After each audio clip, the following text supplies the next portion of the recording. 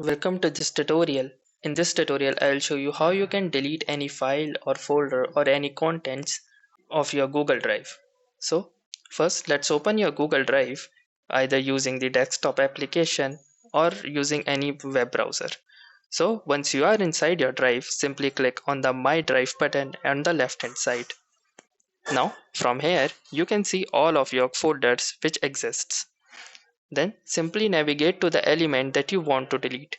For example, inside the new folder, I want this PDF one removed to get deleted. So once you have found the file that you want to delete, simply click on these three vertical dots right here.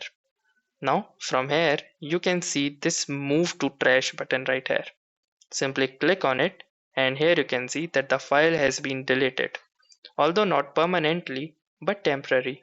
It will be deleted after a specified date automatically. And if you want to delete the file permanently, you can go to this trash icon right here on the left hand side.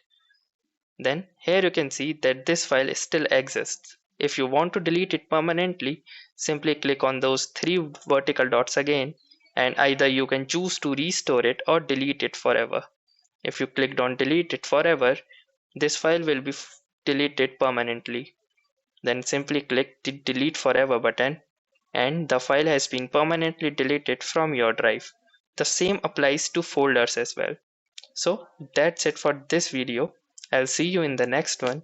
If you like this video, make sure to hit the like button as well, comment on this video, share it, and don't forget to subscribe to our channel. Thank you for watching and have a nice day.